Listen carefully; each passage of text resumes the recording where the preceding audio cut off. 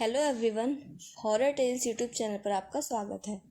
अगर आप इस चैनल पर पहली बार आए हो तो प्लीज़ चैनल को सब्सक्राइब करके बेल बटन को ऑल पर कर लीजिए। तो चलिए अब कहानी की तरफ बढ़ते हैं।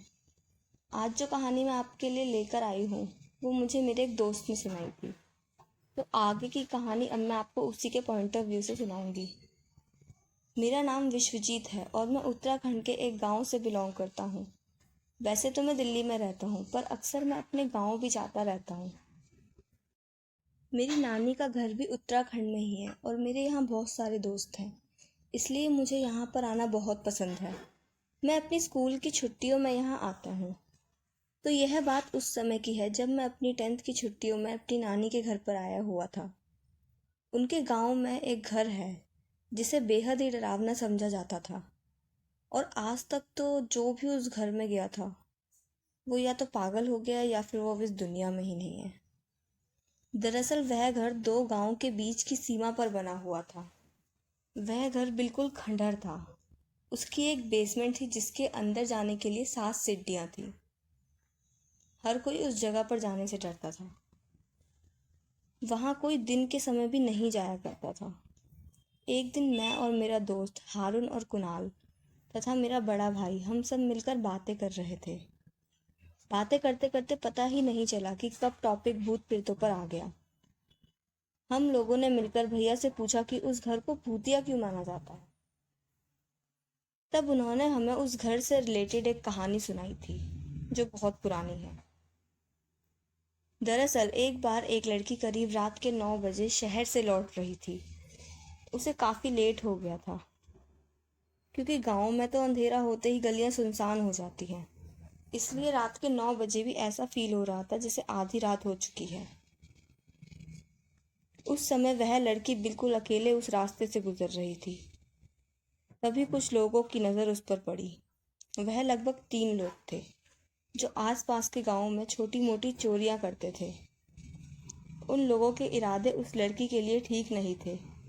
उन लोगों ने उस लड़की के साथ उसी जगह पर गलत काम किया और उसको जान से भी मार दिया। उन लोगों ने उस लड़की का शरीर धड़ से अलग कर दिया।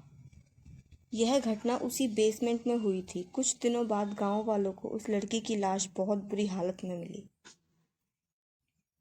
लाश मिलने के बाद पता चला कि वह लड़की किसी पास के गांव की ही थी। फिर थोड़े ही समय में उस जगह पर भूतिया घटनाएं होना शुरू हो गईं। वहां से गुजरते समय अक्सर लोगों को उस जगह से रोने और चीखने की आवाज़ें सुनाई देती थी। लगभग 2-3 महीने बाद उसी जगह पर 3 लोगों की लाश फिर से मिली, जो शायद वही लोग थे जिन्होंने उस लड़की के साथ गलत काम किया था। उन तीनों की बेरहमी से मौत हो गई थी। उस जगह की दहशत गांव में आग की तरह फैल गई। सब लोगों ने उस रास्ते से आना जाना बिल्कुल बंद कर दिया। भैया की यह बात सुनकर कुणाल तो पसीने से नहा गया और मुझे और हारून को वहां जाने की बहुत इच्छा हो रही थी, क्योंकि हमने कभी किसी पैरानॉर्मल चीज़ को फील नहीं किया था।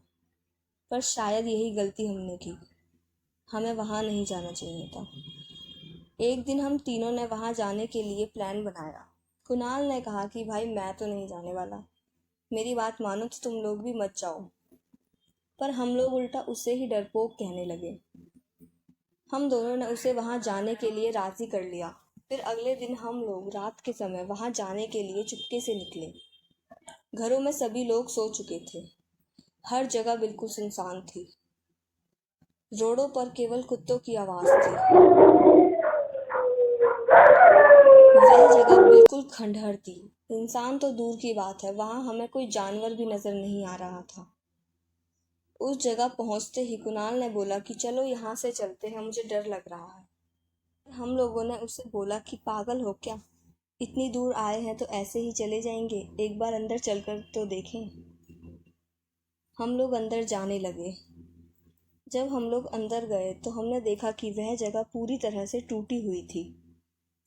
हमें वहां अजीब सा एहसास हो रहा था, जैसे कोई हमें छुप के देख रहा है।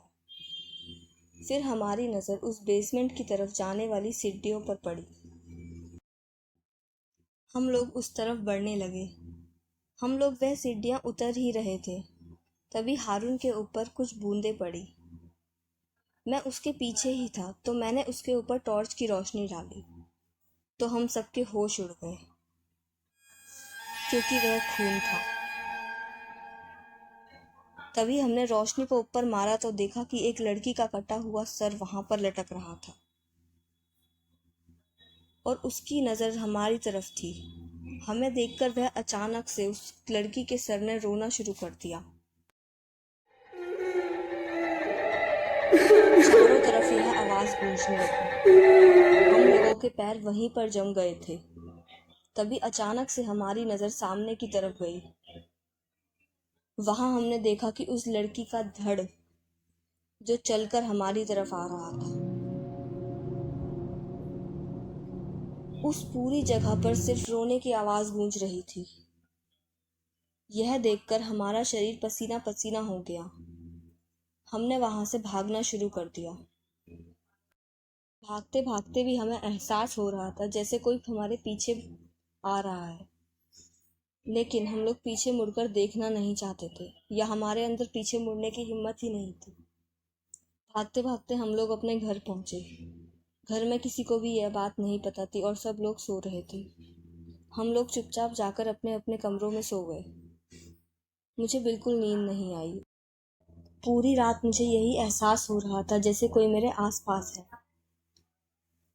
मुझे अपने कमरे से रोने और चीखने की आवाज़ें भी सुनाई दे रही थी। मैं जैसे ही अपनी आंख बंद करता, यही सब नज़ारा मेरी आंखों के सामने फिर से घूमने लगता। मैं पूरी रात 1 मिनट के लिए भी नहीं सोया। अगले दिन मुझे बुखार चढ़ गया और मेरी तबीयत खराब होने लगी।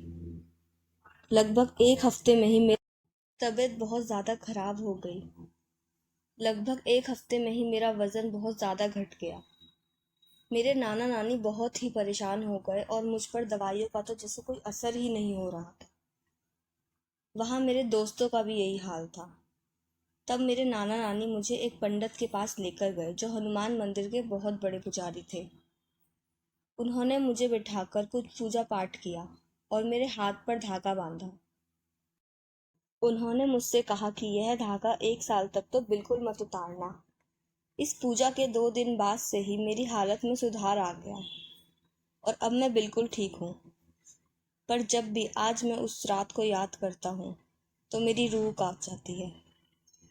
शायद हम लोगों ने वहाँ जाने की एक बहुत बड़ी गलती की थी। तो आप लोगों को मैं यही एडवाइस दूंगा कि आप लोग केवल अपने मज़े के लिए तो इस तरह की जगह पे बिल्कुल ना जाएं। तो गाइज़, ये कहानी आपको कैसी लगी कमेंट में ज़रूर बताइए और प्लीज़ इस चैनल को सब्सक्राइब कर लीजिए। अगर आपको कहानी पसंद आई हो तो वीडियो को लाइक कर दीजिए। अगर आप अपने साथ हुआ कोई हॉरर इंसिडेंट शेयर करना चाहते हैं तो मेरी इंस्टाग्राम आईडी पर भेज सकते हैं। आईडी आपको डिस्क्रिप्शन में मिल जाएगी।